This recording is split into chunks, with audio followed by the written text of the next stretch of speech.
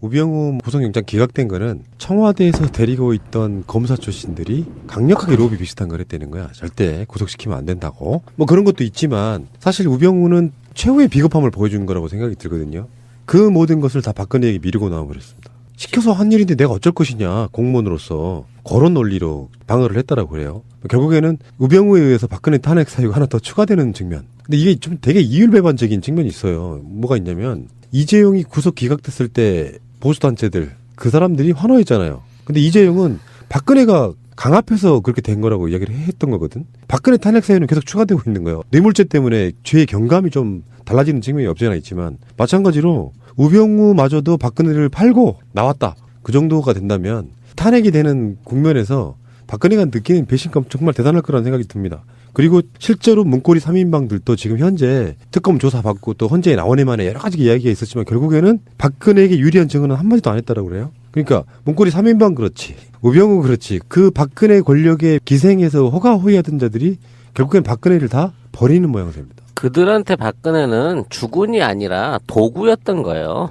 좋은 표현, 좋은 표현. 타고 다니는 말이나 끌고 다니는 차에 불과했지 결코 그들이 주체였다고 생각하지 객체로 생각하지 않는 거지. 따라서 박근혜는 이제 이용 가치가 끝나고 자기들의 죄를 대신 이제 옥바라지 해줄 욕바지가 돼버린 상황이 된 거예요. 근데 우병우의 지금 이 태도는 최고 책임자로서 가질 수 있는 게 검찰의 어떤 권력을 쥐고 있는 검찰 조직의 최고 책임자로서 할 수 있는 최악의 선택이고 국민들 입장에서는 어찌 보면 이게 또 하나의 기회일 수 있을 거라고 봐요. 왜냐하면 우병우를 쳐내고 우병우가 안고 가겠다라는 자세로 지금에 있는 사태를 뒤집어 안아버렸으면 최소한 우병우한테서 끝나고 우병우에 반개돼 있는 조직들은 살아남을 수 있는 마지막 그 도생의 길을 찾을 수 있는 길이 있었을지 모르는데 우병우하고 연관된 사람 지금까지 아무도 법적 처벌을 받은 사람이 없어요. 의아래로. 다 그 우병우가 시켜서 했든 우병우한테 일을 지시를 했든 그만큼 우병우의 권력이 확실하다는 것만큼은 인정을 해. 하지만 이런 식으로 마지막까지 자기들 조직에 또는 자기들끼리 살아남겠다고 이런 식의 그 조직 운영을 하게 되면 어차피 정권은 바뀌잖아요. 바뀐 정권 안에서 검찰 개혁이 그만큼 혹독해지고 그 조직들에 연관돼 있던 애들이 훨씬 가혹하게 뒤에 이 책임을 져야 될 것이라는 면에서는 이거는 우병우 개인한테는 좋은 일이었을지 모르지만 우병우에 소속된 조직들한테는 더욱더 위기 상황이 드러나게 된 거 아니냐라는 생각을 반대로 하고 있습니다. 저는. 예, 어쨌든 그런 측면도 있습니다만은 우리가 잊었으니까 우병우 혐의가 장난이 아니에요. 그러니까 고위 공무원 인사 개입 및 민간인 사찰이 있었고요. 최순실 등 대통령 측근 비리 묵인 방조가 있었고요.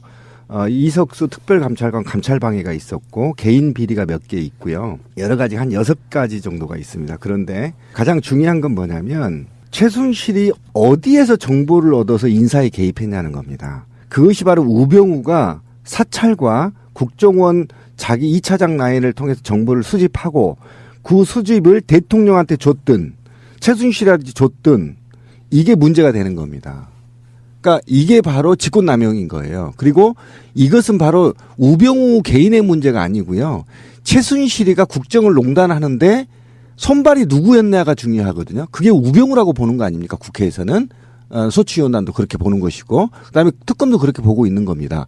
그 많은 정보를 최순실이 어떻게 얻었겠느냐. 이거거든요. 이게 바로 민정수석실에서 나오지 않으면 불가능한 자료들을 최순실이 갖고 있었다는 거 아닙니까? 그러면 최순실은 이거를 박근혜로 받았느냐? 이게 지금 나 모른다는 거 아닙니까? 그러면 이게 아니라면 그러면 최순실이 너는 우병우한테 받았네. 그러면 우병우가 지금 얘기해야 될 건 그 정보를 너는 최순실한테 줬니? 박근혜한테 줬니? 이렇게 물어본 겁니다. 특검이. 그러면 우병우는 답을 해야 돼. 난 모른다. 이렇게 했거든요. 그리고 나는 최순실을 모르고 나는 그 정보를 줬다 해도 박근혜한테 줬고 박근혜는 최순실한테 줬는지 안 줬는지 잘 모르겠다. 이렇게 되는 거 아닙니까? 이래야 박근혜 범죄가 성립이 되는 거예요. 그래서 우병우가 얼마나 중요하냐면 이렇게 중요한 자를 왜 특검이 수사를 뒤로 밀었냐. 이게 지금 관건입니다. 왜 뒤로 밀었겠습니까? 바로 거기에 특검 내부에 논쟁이 있었다는 겁니다. 우병우 수사와 관련해서. 그래서 잡음이 나오기 시작했다는 거죠. 그런데 일부 특검의 현직에 있는 검찰들이 우병우 수사를 꺼렸다는 거예요. 꺼렸다는 이유를 들여다보니 5일 후에 나 돌아갈 텐데 이게 있었다라는 거예요. 특검에서 이제 검찰 조직으로 돌아갔을 때 여전히 그렇죠. 우병우 라인이 살아있기 때문에 잘못하면은 내가 보복을 당할 수가 있겠구나. 바로 그 점입니다. 이것 때문에 특검 내부의 지도부와 현직 검사들 간의 갈등론이 지금 얘기가 나오고 있는 거고 첫 번째. 그리고 지금 아까 찌라시님이 핵심적인 얘기를 했는데 어떤 거냐면 지금 우병우 사단이 축출되지 않았어요. 국정원 2차장도 그대로 있고요. 각종 검찰들의 주요 인사, 검사장급들 주요 인사에 우병우 라인들이 축출되지 않았어요. 교체지도 않았어요. 국세청에도 그대로 있어요. 아무도 다친 사람이 없다니까 그 라인에. 그러니까 지금 내가 평검사나 특검 검사 입장에서 나 5일에 돌아갈 텐데 이렇게 해서 뒤로 미루다가 밤기해버린 겁니다. 우병우 수사를. 그러다 보니까 그 기소 내용을 보니까 형편이 없었던 거예요. 국정농단 사건 재판부에 제출도 안 했습니다. 개인 비리 몇 개 2개로 올렸어요. 그러고 나서 우리가 우효고 제가 지금 불러드리는 직권남용 문제 이런 등등은 구속영장에 청구하지도 않아 버렸답니다.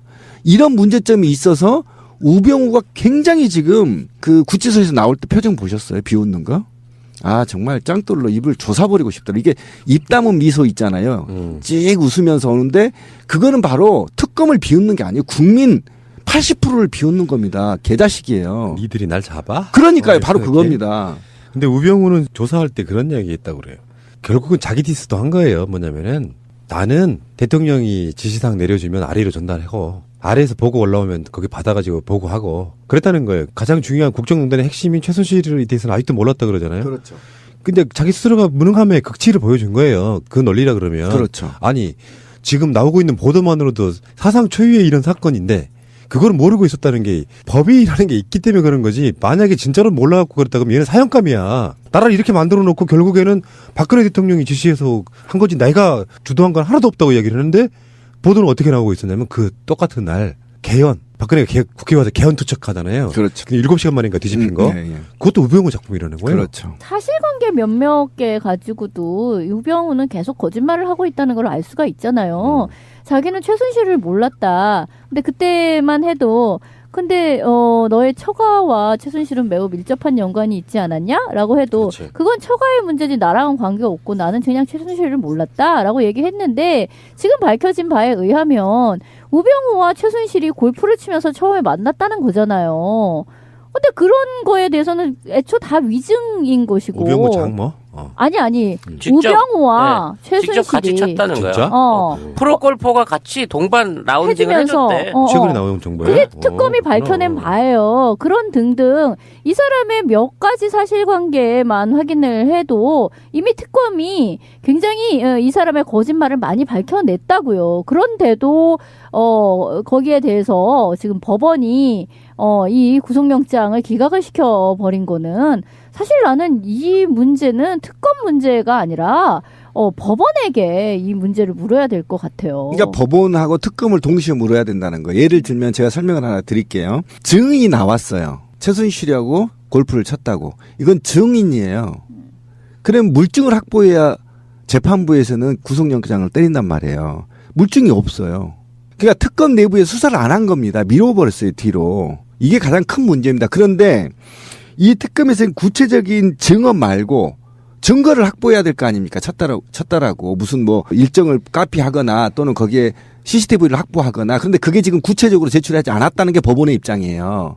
그러니까 이것만으로는 구속을 못 시킨다는 겁니다. 구속 사유가 부족하다는 거예요. 그러니까 이런 방식으로 우병우의 제목에 대해서 우리가 얘기한 6가지 제목에 대해서 하나하나 하지 않고 2건만 올린 겁니다. 2건만. 그러면 2건을 올렸다는 이유는 그만큼 보강 수사를 안 했다라는 증거잖아요. 특검에서. 그거를 그렇게까지 바라볼 시각이 없는 게 우병우 근무처 청와대 서브만 압수수색해도 그런 측면이 있어가지고 그렇죠. 그런 것도 법이 참 있긴 하죠. 미비점이 은닉 또는 범인이 암약했을 것으로 예상되는 거기를 권력이 압수수색을 못하게 해. 그래서 이 사람이 우병우가 구속되지 못한 결정적인 이유가 청와대 압수수색을 못한 거거든.